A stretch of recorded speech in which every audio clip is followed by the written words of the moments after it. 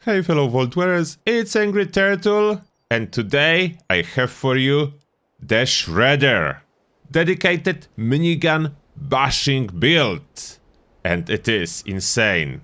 But in case someone from Bethesda is watching, absolutely perfectly balanced. For everyone else, if you saw my video about minigun Shredder and damage I was doing in there, that was barely any damage. Now we will see the true damage with proper dedicated build. And yes, I'm using T65 power armor for this build. As you asked me so many times why I'm not using T65. I can! It's amazing power armor. That's usually not my style, that's why I'm not using it. But now, here you go, T65. Now into the details. First, this is the special before the legendary perks. If you need to copy this build, that's how this special looks like before legendary perks. And here you can see the legendary perks. Max out endurance, electric absorption, funky dot still not upgraded, legendary intelligence, taking one for the team, and legendary strength. Now, taking one for the team will not be active in this video because I'm not on the team. I'm on my private server solo, but generally it is amazing perk, and I do recommend you to always be on a team and use it to your advantage, that 40% multiplicative damage bonus. And finally, regular perks. And here, for this build, because it's not actually bloodied, Nerd Rage is not needed for most part. It's in here in case you will need to push absolute maximum damage on the boss for some reason and drop your health to Nerd Rage zone. But generally, if you look at my health bar, it's about 50%, a little bit over 50%. Why is that? I will explain in a second going over the perks. Now, first we have strength. We have strong back. That's because I had 1 point left. And by the way, strength is 15 base plus a legendary on top, as strength is the best for boosting minigun shredder damage. Therefore, we want to maximize this stat, even if we sacrifice some perks for that. It's worth it. Now, apart from strong back, there is pack rat. We have a lot of room under strength and not much card really necessary. We just want this pure strength. Therefore, pack rat, you can loot more junk for your scrap box if you have one. And if you add one legendary effect on your armor to pair with that, you will get 90% reduction for weight. Ordnance Express, if you like to collect some grenades. I usually like to do so, therefore that's why it's in here. Blocker for our super tankiness, like this build is basically unkillable. We have Basher, essential damage boost for our Shredder. Trawling Pharmacy, to carry more chems than you will ever use. Under Perception we have Glow Sight. Although for everyday use you don't need it, for everyday use you can be running with Butcher's Bounty max out and you'll have double meat, because this build is carnivore. We'll go over the mutation in a second, but yeah, Butcher's Bounty, very good option for everyday use or whatever else you need under Perception. Glow Sight of course is for damage fanatics. If you want to kill even faster, then you have it. Under Endurance we have Fireproof. This is very important to be a super tank. We have Chemfend, to have fun with some chems. Life Giver, more health, more tankiness. Always take Life Giver if possible. And higher endurance helps with more health too. That's why endurance is 11. And Radical. And here why our health is about half. It's not about the percentage. In case of Radical, if rats will take about 200 health out of your health pool, you will get full bonus plus 5 to strength. Therefore, more health you have, the more health you have left to use. Like, let's say I would have 240 health total. In order to benefit from Radical, I will need to drop to 40 health to have full benefit. If I have over 400 health total, I can be running with over 200 health. I hope it's clear. And that's why this rad level is such odd number. Under Charisma, you have Party Boy. If you have some bottles of whiskey or other alcohol, you can pop them for extra strength. And Stretch Your Muscle, show everyone how quickly you can kill everything. After that, Strength in Numbers, as it is recommended to always be on some kind of a team. It will boost your mutations. Tenderizer, insane damage boost. You always want it on almost every build. And Intelligence, we have Scrapper. Stabilize, that's the key. And that's the only key actually under Intelligence. Therefore, if you drop Nerd Rage and Scrapper, you'll be still fine with just Stabilize. But yeah, we have more Intelligence to use those points. After that, Agility through Hiker to carry the meat, your loot.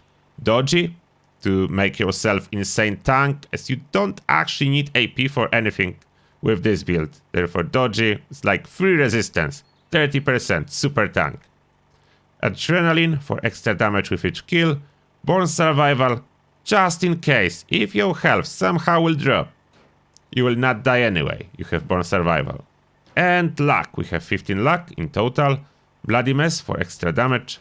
Class Freak to reduce side effects of your mutations. Good with Salt for Oreo meat to do not spoil early. Star Jeans. Curator, if you will occasionally use some bubbleheads and magazines, double the duration. And Ricochet for even more super tankiness. Like, you are basically mortal with this build. Insanely tanky. Now the mutations. And don't look at food that is currently running. It is not working. Melee damage boosting food is not working with this build. I just tested. That's why this food is still there. Now, mutations. Adrenal reaction for more damage. Even if you'll be at half health, you will get over half of the benefit from adrenal reaction.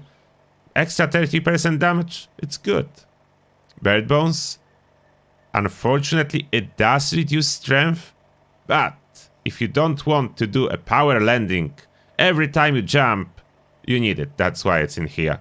Carnivore for our meat to have double the benefits. Herd Mentality for extra special when in the group and you always want to be in the group. Marsupial for jumping. Speed Demon for moving faster. And Twisted Muscles. Yes, Twisted Muscles actually work on the Shredder and gives this extra 25% damage. Food does not work. Twisted Muscle does work. It's followed. There is no rules. There is a Wild West or Wild Virginia. And now the gear. Weapons. 2 weapons you want to put your hands on. Anti-armor, bashing damage minigun. You can modify like I did in here, or use the prime barrel. It's about the same result. Next, vampire, bashing damage minigun. The third star doesn't matter in any case. You are only looking for combo of first and second star. And the same modifications. Insane. Those 2 guns, basically all you need, but as a backup, in rare case scenario, when you will actually need a little bit of a range, Scorch which refuse to land or something, you have Blooded Gatling Plasma with Prime Receiver. In my case, faster fire rate, but just Blooded will do absolutely fine. And you don't need any perks to support it, especially after the buff next week. Without extra perk, just Blooded Gatling Plasma will kill everything with this build. No modifications needed. And now armor. As you see, it's T65. Modifications for leg, calibrated shocks. Although you will not be carrying who knows how much stuff, you can even use something else if you really want to. Now, legendary effects, what we are looking for. +1 strength, and to make it easier for you, I choose only 1 legendary effect per piece of power armor. Then you should be able to collect it. +1 strength for 1 piece. It's a second star effect.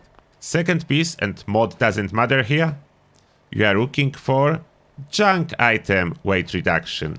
That's a third star legendary effect. And it doesn't matter which effect on which armor piece. Absolutely not important. Next, for torso, I choose motion assist servos because this mod gives +2 to your strength. If you want something else, feel free to use it. I just went for a little bit more damage. I'm already super tanky. Legendary effect, second star, 25 fire resistance. Next, another piece with +1 strength. And for the last piece, +1 strength again. Those are all the pieces you want. Only one legendary effect per piece that you need to roll. Now, easy to get food that can be beneficial. Soft shell meat cooked, extra AP. Deathclaw steak, extra strength, therefore extra damage. Fashnak sausage, if you want to spare some time, extra health. Grilled rat stack for extra carry weight. Milo queen steak, or even better, Scorch Beast heart for extra endurance, therefore extra health. Scorch Beast lungs for extra agility, therefore more AP. For dodgy to work with. With those buffs, stats of this build, total health 497, therefore you can heal up to around 300, I will show you. More health, more you can heal. My special, 36 strength. Now I will heal a little bit of rats. And now I have like 262 health to my disposal. And still, 36 strength. More total health. More actual health I can have. And keep my +5 strength bonus from Radical. And now it's time for some action. We'll visit level 100 Super Mutants. And for the starter, we are using Vampire Minigun. Keep in mind your damage will be slightly higher when you'll be on a team, as I'm not on the team, but my damage, as you can see with this Vampire Minigun, is absolutely fine. And yes, I have a helmet mod that highlights target, it's targeting cute. And I basically touch them, they die. But I can do more damage if I equip anti-armor, although with the speed of killing those enemies, it's really hard to notice. But maybe you'll be able to notice. Is it faster? I mean, it is faster, but it's really hard to notice a difference. Basically touch, they dead.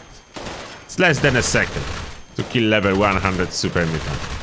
I'm satisfied with results on Super Mutants. Let's fight something tougher.